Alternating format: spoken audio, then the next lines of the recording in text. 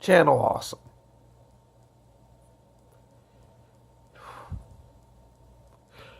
This is just my opinion, but it's very clear where I stand on this issue. I don't care. If I believe, and it's very good belief, that you should take ownership of your own actions. And although I would have to say that Channel Awesome is very mismanaged, it's basically the Doug Walker show. A lot of the things that are listed in that 70-something damn page Google document that I read were things that would have made me just jump fucking ship.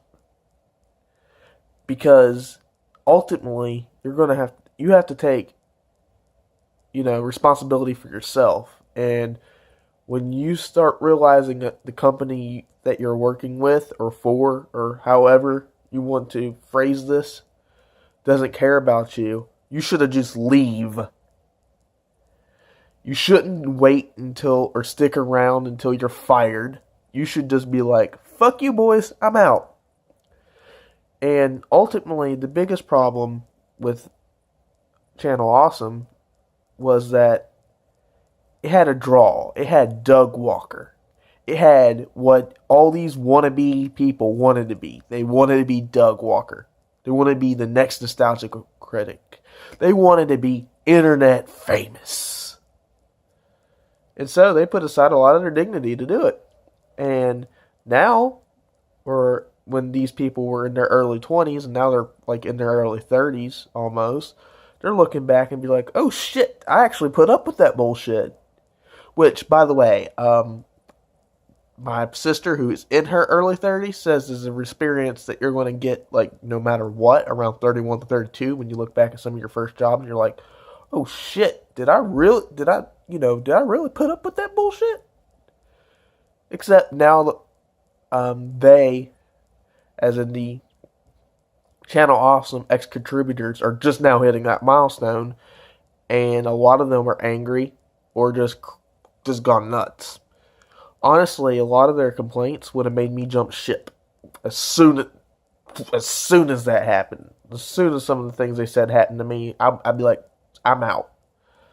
If you went months without getting paid for videos that you should have been paid for work that is rightfully yours, you need to jump ship. If you are getting hurt and made to sign a disclosure agreement, you should say, fuck that, I'm suing.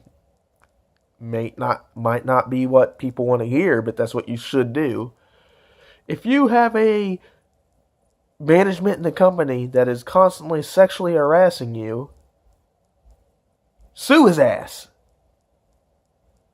A lot of these problems were because these people were so inexperienced with working that they didn't understand what they were getting into. And a lot of these people, to this day, don't have real jobs. No offense to them at all. I mean, if I could make money just doing YouTube, I would. But, I can't. And I have a semi-real job. I work from home. But that's a completely different matter. But a lot of things that you hear from them are, things that I know for a fact I would get fired for if I did. If I didn't answer a call from my employer for 2 fucking hours, and they're constantly trying to contact me for 2 hours, and then on their final contact, they're like, yo, we really, really need to talk. And I'm like, fuck you, I'm going to wait 15 fucking minutes. Yeah, you deserve to be fired at that point, because they tried to contact you for 3 fucking hours. Not 15 minutes, 3 fucking hours.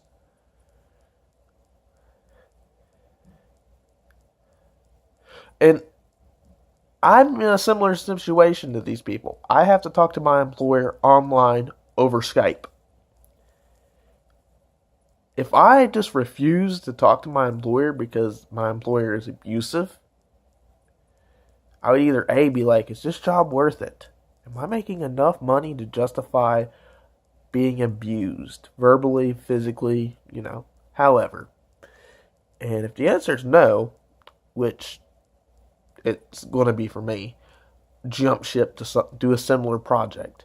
Because even though you might not get severance pay or whatever, you're a hot commodity now. You bring something to the table of other internet brands. Or you could jump ship and be by yourself and be your one-man band show.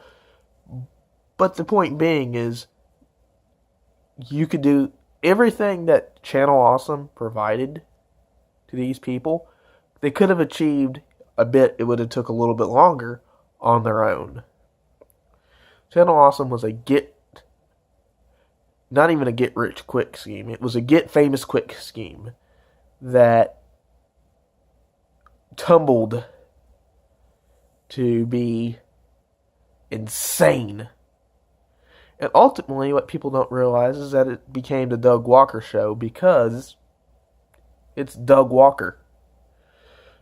The two people that control the Nostalgic Channel Awesome's company is Mike Shirzad and Doug Walker.